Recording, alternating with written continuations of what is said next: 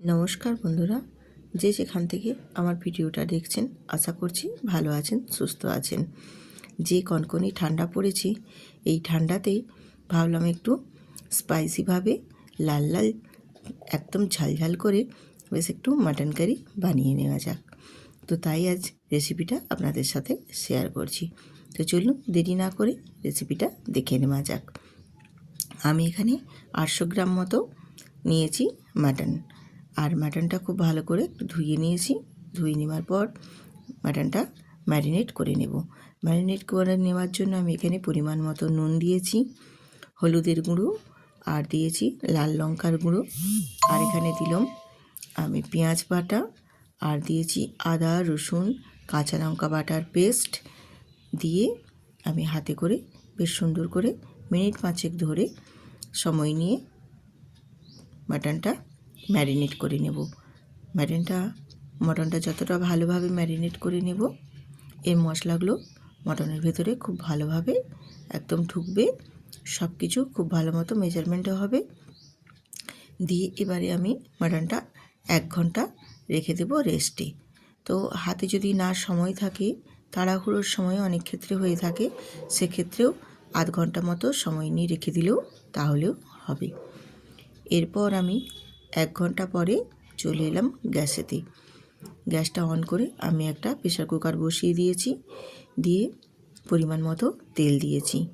হ্যাঁ, আমি মাটনটাতে কিন্তু ম্যারিনেট করে নেওয়ার সময় তেল দিইনি, তার কারণ মাটনে অনেকটা পরিমাণে চর্বি ছিল, সেক্ষেত্রে আমি আর এক্সট্রা করে তেল ব্যবহার করিনি। আমি এবারে ওই প্রেসার কুকারের তেলের মধ্যেই দিয়ে দিয়েছি গোটা গরম মশলা, তেজপাতা, আর অল্প সামান্য একটু চিনি দিয়েছি। চিনিটা ক্যারামেল হলে বেশ কালারটা খুব সুন্দর আসে। আর দিয়ে দিলাম এখানে পেঁয়াজের কুচো। আর আমি এখানে চিনিটা ক্যারামেল হওয়ার সময় একটু সামান্য লবণও অ্যাড করেছিলাম, যাতে করে ক্যারামেলটা খুব তাড়াতাড়ি রেডি হয়ে আসতে পারে। দিয়ে পেঁয়াজটা দিয়ে বেশ একটু ঢাকনা দিয়ে ঢেকে দিয়ে ভাজা ভাজা করে নিয়েছিলাম। আর এইভাবে নেড়ে নেড়ে একটু ঢাকা দিয়ে ভেজে নিলে খুব তাড়াতাড়ি পেঁয়াজগুলো বেশ সুন্দর করে নরম হয়ে যাবে। পেঁয়াজটা আমি বেশ সুন্দর করে দেখো ব্রাউন কালার করে ভেজে নিয়েছি। আর এইভাবেই ভেজে নিলে পেঁয়াজটা কিন্তু বেশ সুন্দরভাবে ভাজাও হয়ে যাবে আর নরমও হয়ে যাবে। এবারে এর মধ্যে আমি অ্যাড করে দিলাম আদা রসুন আর কাঁচা লঙ্কা বাটার পেস্ট দিয়ে আবারও আমি পেঁয়াজের সাথে খুব সুন্দর করে কষিয়ে নেব, যাতে আদা রসুনের কাঁচা গন্ধটা চলে যায়। তো এইভাবে নাড়াচাড়া করে মশলাটা আমি কষিয়ে নিচ্ছি। আর আদা পেঁয়াজ রসুনটাও খুব সুন্দর করে কষিয়ে ভাজা ভাজা করে নিলাম। তো দেখো মোটামুটি আমার পেঁয়াজের সাথে বেশ সুন্দর করে ভাজা হয়ে গেছে। এই পর্যায়ে আমি এখানে অ্যাড করে দেব শুকনো লঙ্কা 6 থেকে 7টা আমি বেটে নিয়েছি, শিলনোড়াতে বেটেছি, বেটে এখানে দিয়ে দিলাম। এই মাটন কারিতে যদি এইভাবে শুকনো লঙ্কা বেটে দেওয়া হয় না, এর টেস্ট কিন্তু আরও সুন্দর হয়। আর মাংসের কালারটা একদম ফাটাফাটি আসে, এতটা সুন্দর আসে। আর টেস্ট যেমনি আসে তেমনি কালারও আসে, আর গন্ধে পুরো একদম ভীষণ সুন্দর আসে। এইভাবে তোমরা একবার বাটা মশলা দিয়ে মাটন কারি রান্না একবার করে দেখবে, ভীষণ সুন্দর হয় খেতে, কালারটা তো ভীষণ সুন্দর আসে। এরপর আমি দেখো দিয়ে দিলাম হলুদের গুঁড়ো, জিরে গুঁড়ো আর ধনে গুঁড়ো। আমার যে চামচটা আমি ব্যবহার করি মশলাতে, সেই চামচেরই 1 চামচ করে আমি এখানে অ্যাড করেছি। আর হলুদটা দিয়েছি 1.5 চামচ। দিয়ে মশলাটা সুন্দর করে দেখো কষিয়ে নেব। আর মশলাটা যতটা ভালো কষানো হবে, মাটনটা কিন্তু খেতেও তত ভালো লাগবে। মশলা কষানোর কাছেই কিন্তু যে কোনো মাংসের স্বাদের উপর নির্ভর করে। দিয়ে অল্প একটু আমি এখানে মশলা ধোয়া জলটা দিয়ে মশলাটা বেশ সুন্দর করে কষিয়ে নেব। আর মশলার থেকে যখন 4-5 থেকে তেল রিলিজ হয়ে বেরিয়ে আসবে, তখন বুঝে নেবে আমার এই মশলাটা খুব সুন্দর করে কষানো হয়ে গেছে। আর মশলাটা কষানো হয়ে গেলে দেখবে একটু খুব সুন্দর মিষ্টি গন্ধ বেরোবে, তখনই বুঝে নেবে যে মশলাটা খুব সুন্দরভাবে একদম কষানো হয়ে গেছে আর তেলও ছেড়ে বেরিয়ে গেছে। দেখছেন, এই পর্যায়ে আমি এবারে দিয়ে দিলাম এখানে ম্যারিনেট করে নেওয়া মাটনটা দিয়ে আবারও মশলার সাথে বেশ সুন্দর করে কষিয়ে নেব। আর আমি এখানে মাটনটা যে কষিয়ে নেব সেক্ষেত্রে কিন্তু আমি এক ফোঁটাও জল ব্যবহার করব না। জল না দিয়েই পুরো মাটনটা এইভাবে মশলার সাথে কষিয়ে নিতে হবে ঢেকে ঢেকে। আর মাটনের থেকে যে জল পরিমাণটা বেরিয়ে আসবে ওতেই কিন্তু মাটনটা সুন্দর করে কষানো হবে। এইভাবে কষিয়ে নিলে মাটনের স্বাদ কিন্তু দ্বিগুণ পরিমাণে বাড়ে।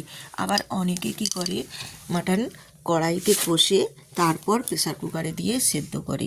না বন্ধুরা, একেবারেই প্রেসার কুকারের মধ্যেই মশলা কষে মাটন তার মধ্যে দিয়ে মাটনটাও কষে নিলে খুব সুন্দরভাবে এর স্বাদ গন্ধ এত সুন্দর বজায় থাকে। কড়াই যেটা কষে নিয়ে প্রেসারে দিলে তার যতটা না স্বাদ এবং ফ্লেভার ঘ্রাণ এতটাই পরিমাণে হয়, মানে প্রেসারে কুকারে কড়াইতে কিন্তু ততটা আসে না। একেবারে প্রেসারের মধ্যে মশলা কষে প্রেসারের মধ্যেই একদম মাটন কষে সেই রান্নাটার স্বাদ কিন্তু একেবারেই বন্ধুরা আলাদা। একটাবার ট্রাই করে দেখবেন, আমার কথাটা মিলিয়ে দেখবে সত্যি না মিথ্যে। আর মাটনটা আমি ঢাকা দিয়ে দিয়ে এইভাবে কষিয়ে নেব। মাটনের গা থেকে যে পরিমাণ পর্যাপ্ত জল থাকবে সেই জলটা বেরিয়ে আসবে, আর সেই জলেতেই কিন্তু আমি সুন্দর করে মাটনটা কষিয়ে নেব একদম শুকনো শুকনো করে, গা থেকে তেল ছেড়ে বেরিয়ে আসা পর্যন্ত।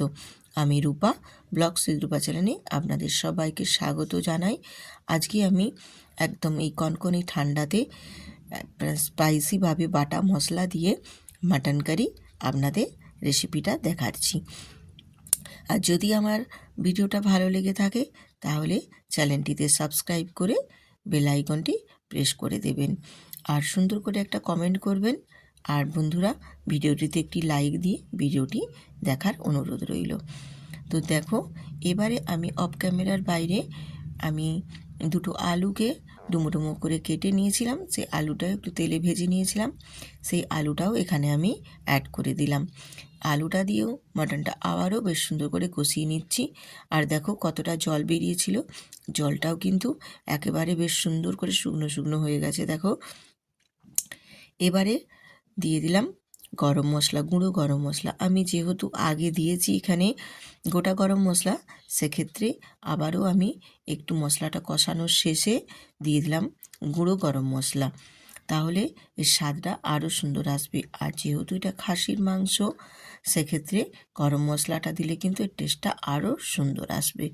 গরম মশলার একটা আলাদা নিজস্ব যে স্বাদ থাকে মাটনের মধ্যে, সেটা কিন্তু খুব ভালো একটা ফ্লেভার নিয়ে আসে, আর এতটা সুন্দর স্বাদ বাড়বে যে তোমরাও বুঝতে পারবে না, খেতে এত ভালো হবে।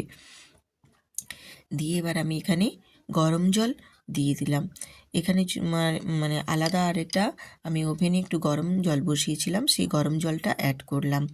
আর এখানে নুনটা আমার একটু কম মনে হচ্ছিল, সেক্ষেত্রে আমি আর একটু নুন এখানে অ্যাড করে দিলাম। আর সবসময় এই রকম মাটন কারি যখন বানাবে গরম জলটাই দেওয়ার চেষ্টা করবে।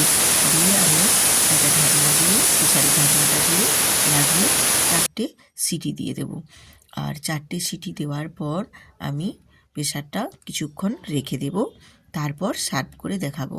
তো অবশ্য আমার হাতে খুব বেশি সময় ছিল না, আমি প্রেসারটা খুব বেশিক্ষণ রাখতে পারিনি, আমার একটু হাতে তাড়া ছিল বলে।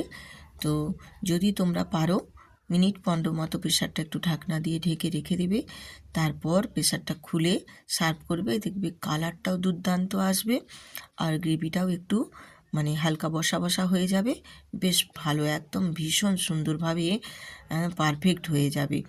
আর আমারও সুন্দর হয়েছে, তো আরেকটু রাখলে ভালো হতো।